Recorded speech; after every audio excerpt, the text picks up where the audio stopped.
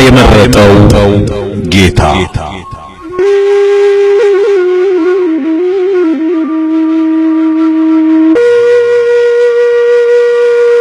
ይሁዳ ጌታውን አሳልፎ ሊሰጥ ከመሄዱ ከሰዓታት በፊት ጌታችን በቢታንያ በለምጻሙ ስምዖን ቤት ተገኝቶ ነበር።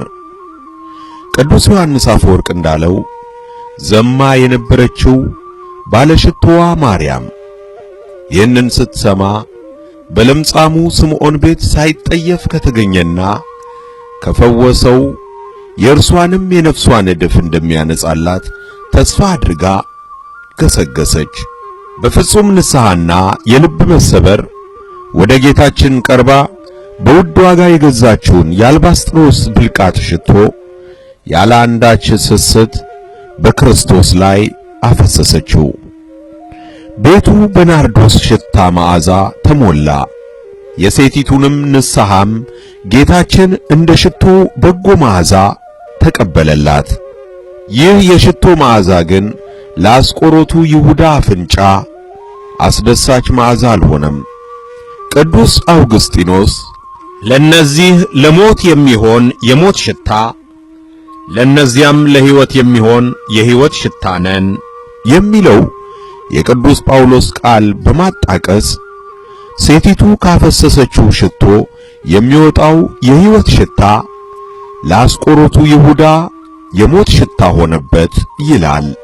በእርግጥም የሽቶ መዓዛ የአንዲትን ነፍስ ወደ እግዚአብሔር መመለስ የሚያውጅ መዓዛ ነበር። የሰማይ መላእክት በአንዲቱ የባከነች ኃጥእት ነፍስ መመለስ ደስ ሲሰኙ፣ ይሁዳ ግን ያሳሰበው የሽቶ መባከን ነበር። ከዚህች ሴት ነፍስ ዋጋ ይልቅ የይሁዳ ጭንቅላት ሲያሰላስል የነበረው ሽቶው አሁን ባለው ገበያ ስንት ሊያወጣ ይችላል እያለ ነበር። የአንዲት ነፍስ ዋጋዋ ከዓለም ሁሉ ዋጋ ይበልጣል። ይሁዳ ግን ከዓለም ከሚበልጠው የሰው ነፍስ መመለስ ይልቅ የአንድ ብልቃጥ ሽቶ ጉዳይ አንገበገበው። ይህ ጥፋት ምንድነው? ሽቶው ለ300 ዲናር ተሽጦ ለድሆች ያልተሰጠ ስለምን ነው አለ። በተሰበረ ልብ ለመመለስ በጌታዋ ፊት ራሷን ያዋረደችውን ሴት የሚያሸማቅቅ የጥፋተኝነት ስሜት እንዲሰማት የሚያደርግና ጌታችን እንዳለው የሚያደክም ንግግር ተናገረ። ስለ ድሆች ማሰብ መልካም ነው፣ ጌታችን ከሚቀበል ይልቅ የሚሰጥ ብፁዕ ነው ብሎ አስተምሯል። ለድሆች ምጽዋት እንዲሰጥ ማዘዙም ሐዋርያቱ ሲያዩት የኖሩት ልማድ ነበር። ሰዎችን መርዳት ግን ነፍሳቸውን ከማዳን ሥራ አይበልጥም። በቤተ ክርስቲያን የሚደረግ ማንኛውም የእርዳታ ሥራ ሁሉ ነፍሳትን ወደ እግዚአብሔር አስተምሮ ከመመለስ አገልግሎት የበለጠ ስፍራ እንዲሰጠው ማድረግ የይሁዳን አስተሳሰብ ማራመድ ይሆናል። እንደ እውነታው ከሆነ ግን ይሁዳን ያስጨነቀው የድሆች ጉዳይ አልነበረም። ቅዱስ ዮሐንስ ይህንም የተናገረ ሌባ ስለነበረ እንጂ ለድሆች ተገዶላቸው አይደለም፣ ከረጢትም ይዞ በውስጡ ከሚገባው ይወስድ ስለነበረ ነው በማለት እውነታውን ጽፎልናል። ይሁዳ ከሐዋርያት መካከል የሙዳየ ምጽዋት ባላደራ ነበር። ከክፉዎች መናፍስትና ከደዌም ተፈውሰው የነበሩ አንዳንድ ሴቶች እነርሱም 7 አጋንንት የወጡላት መግደላዊት የምትባል ማርያም፣ የሄሮድስ አዛዥ የኩዛ ሚስት ዮሐናም፣ ሶስናም ብዙዎች ሌሎችም ሆነው በገንዘባቸው ኢየሱስ ክርስቶስን ያገለግሉት ነበር። እነዚህ ምዕመናን ከደዌና ከመናፍስት እስራት ላላቀቃቸውና ስለታቸውን ልመናቸውን ለሰማቸው ጌታ በፍቅር የሚሰጡትን ገንዘብ በከረጢት የሚይዘው ያስቆሮቱ ይሁዳ ነበር። ይሁዳ ምዕመናን ከንባቸው ቀላቅለው ከሚሰጡት በፍቅር ከሚያበረክቱት ገንዘብ ላይ እያነሳ ለራሱ ይወስድ ነበር። 300 ዲናር ያወጣል ብሎ የገመተው ሽቶም ተሽጦ ቢሆን ኖሮ ቀድሞ የሚገባው ከድሆች ሳይሆን ከይሁዳ ኪስ ነበር። ጌታችን እንዲህ አይነት ታማኝነት የሚጠይቅ የኃላፊነት ቦታ ላይ ሌባ የነበረውን ይሁዳ ለምን አስቀመጠው? ከሐዋርያት መካከል ለገንዘብ ያዥነት ሥራ የሚቀርበው ማቴዎስ አልነበረምን? ማቴዎስ ያለውን ለድሆች ሰጥቶ ጌታን የተከተለ በሮም መንግሥት ግብር ሰብሳቢ ባለሙያ የነበረና ሰፊ ልምድ ያለው ሰው አይደለምን? ጌታችን ግን ቅዱስ ማቴዎስን ትቶ ስርቆት የለመደውን ይሁዳን ሾመው። ማናችንም እንደሚሰርቅ የምናውቀውን ሰው በምንም አይነት ገንዘብ ያዥ አናደርገውም። ሌላው ቀርቶ ሌቦች ራሳቸው እንኳን የሰረቁትን ገንዘብ የሚጠብቀው ዘበኛ ታማኝ እንዲሆን ይፈልጋሉ። ታዲያ ጌታችን ሁሉን እያወቀ ይሁዳን ለዚህ ሥራ ለምን ሾመው? ቅዱስ አውግስጢኖስ በዮሐንስ ወንጌል ትርጓሜው እንዲህ ይመልሳል። ክርስቶስ ይሁዳን በዚህ ኃላፊነት በሚጠይቅ ቦታ ላይ ሌባ የሆነን ሰው ለምን አስቀመጠ?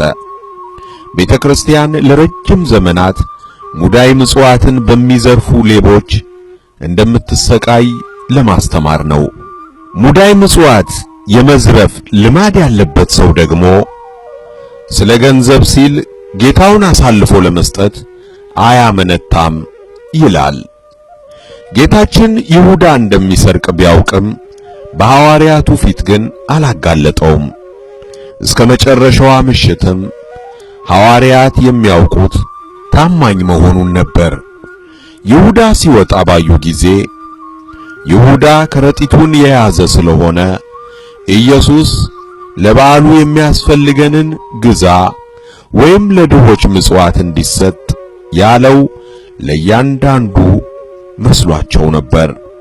ጌታችን የይሁዳን ስርቆት ያላጋለጠውና በሹመቱ ያቆየው በተጣለበት አመኔታና በጌታው ትዕግስት ልቡ ተነክቶ እንዲመለስ መንገድ ሊሰጠው ነበር።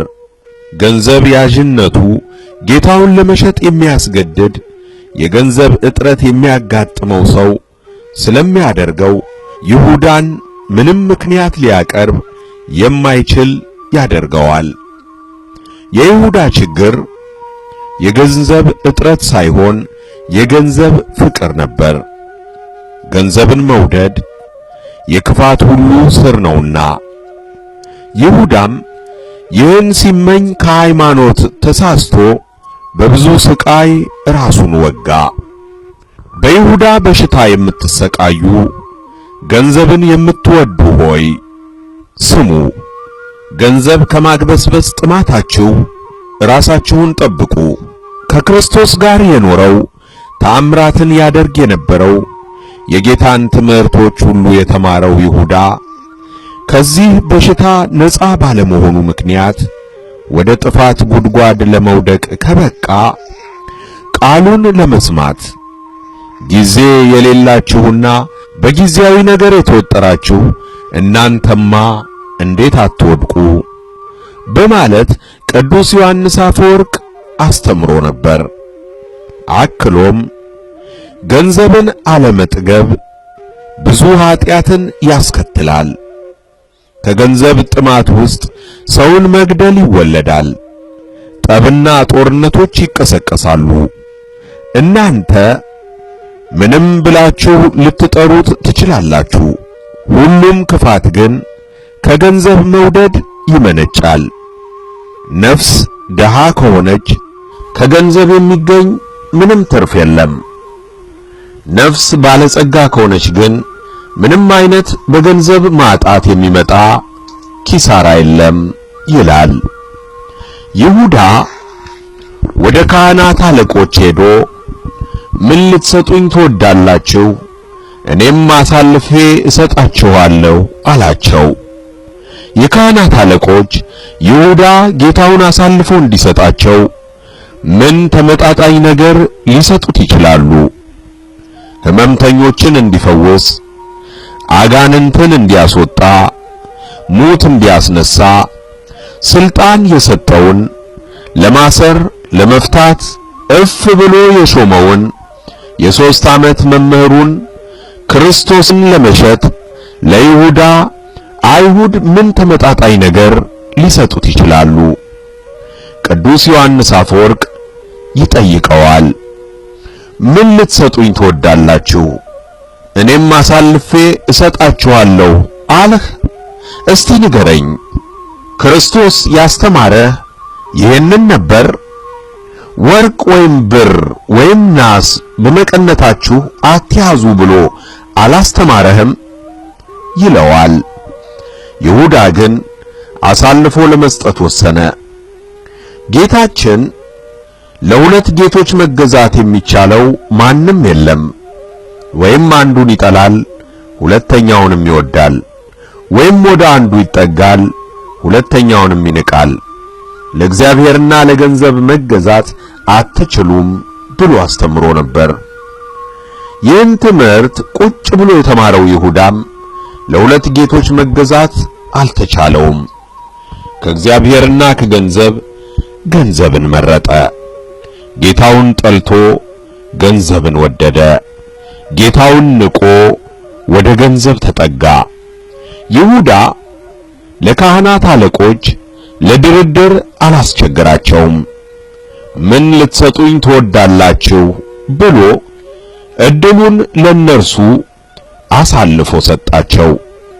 ከሚገምቱት በታች በትንሽ ዋጋ ጌታውን ለመሸጥ ተስማማ። ሰማይንና ምድርን የፈጠረን አምላክ በባሪያ ዋጋ ሊሸጠው ተስማማ። ለእርሱ የተርሴስና የደሴቶች ነገሥታት ስጦታን ያመጣሉ። የአረብና የሳባ ነገሥታት እጅ መንሻን ያቀርባሉ ተብሎ የተነገረለት ጌታ ሰባ ሰገል በብዙ ድካም ተጉዘው መጥተው ሳጥናቸውን ከፍተው ወርቅ፣ ዕጣን፣ ከርቤን እጅ መንሻ አድርገው ያቀረቡለት ጌታ ይሁዳ ለ30 ብር ሸጠው። በኦሪት በሬው ወንድ ባሪያ ወይም ሴት ባሪያ ቢወጋ የበሬው ባለቤት 30 የብር ሰቅል ለጌታው ይስጥ ተብሎ ተጽፎ ነበር። ይሁዳ ፈጣሪውን በጥንት ዘመን በሬ ለወጋው ባሪያ ካሳ በሚከፈለው 30 ብር ሊሸጠው ተስማማ። በቤተ ክርስቲያናችን በየዕለቱ ተአምረ ኢየሱስ ከማንበቧ በፊት የሰማይና የምድር ጌታ ኢየሱስ ክርስቶስ ሆይ በበትር መመታትህና ለጥቂት ብር እንደ ባሪያ መሸጥህ ስለ እኔ ኃጢአት ይከራከሩልኝ የምትለው ለዚህ ነው። የገንዘብ መጠን ትንሽ ነው የምንለው ከተሸጠው ጌታ ታላቅነት አንጻር ነው እንጂ እንዲያም ቢሆን 30 ብር ይሁዳን ለማስጎምጀት የቻለና በኋላም እንደምናነበው ለሸክላ ሥራ ምቹ የሆነ አፈር የሚገኝበትን ተፈላጊ መሬት ለመግዛት የሚችል ገንዘብ ነበር። ይሁዳ ለድሆች ሐሳቢ መስሎ ያስደነገጣት ማርያም ከእርሱ ምንኛ ተሻለች። ቅዱስ ማቴዎስ የእርሷን የንስሐ ታሪክ ከይሁዳ ክህደት ጋር በዚያም ጊዜ በሚል ቃል አያይዞ የጻፈው ያለ ምክንያት አልነበረም። በዝሙት የኖረችው ሴት በገንዘቧ ነፍሷን ስታተርፍ፣ ሐዋርያው ይሁዳ ግን ለገንዘብ ነፍሱን አጣ። ለእርሱ ጌታውን የሸጠ መሰለው እንጂ በ30 ብር የሸጠው የገዛ ነፍሱን ነበር። ብዙ ትምህርት ያልተማረችው ማርያም 300 ዲናርን እንደ ተራ ነገር ቆጥራ ከጌታ በታች ስትጥል፣ 3 ዓመት የተማረው ይሁዳ ግን ጌታውን እንደ ተራ ነገር ከ30 ብር በታች ጣለ። ቅዱስ ቄርሎስ ዘእስክንድርያ እንዲህ ይላል፣ ይሁዳ ለማይጠቅም ሳንቲም ከክርስቶስ ጋር መሆንን አጣ። በእግዚአብሔር ፊት ያለውን ተስፋ ገታው። ለጌታ እውነተኛ ተከታዮች የተዘጋጀውን ማዕረግ፣ አክሊል፣ ሕይወትና ክብር አጣ። ይሁዳ ብዙ ተአምራት እስከ ማድረግ የሚያደርስ ትልቅ ክብር ተሰጥቶት ነበር። አጋንንትን ለማውጣት፣ ድዌዎችን ለመፈወስ ተሹሞ ነበር። ከዚህ ሁሉ በኋላ ግን ተሰናከለ። እኛም ተአምር ያደረገ ሁሉ ይጸድቃል ብለን እንዳንታለል ይሁዳ ማሳያ ነው። ገንዘብን መውደዱ ግን ጌታ ሆይ በስምህ ተአምራት አላደረግንምን ይሉኛል፣ እኔ ግን አላውቃችሁም እላቸዋለሁ ከተባሉት ጋር እንዲደመር አሰነካከለው። መጽሐፈ መነኮሳት እኛም የቱንም ያህል ጽኑ መንፈሳዊ ብንሆን እንኳ ምን ባጠፋ እንደ ይሁዳ እንኳ አልሆንም ብለን እንዳንዘናጋ ያስጠነቅቀናል። ሐዋርያም ብትሆን ጋኔን ብታወጣ ተአምራት ብታደርግ ይሁዳ ሐዋርያ ከተባለ በኋላ ጋኔን ካወጣ በኋላ በፍቅረ ነዋይ ሰይጣንና የጥፋት ልጅ እስከመባል ደርሶ እንደ ተሰነካከለ አስብ።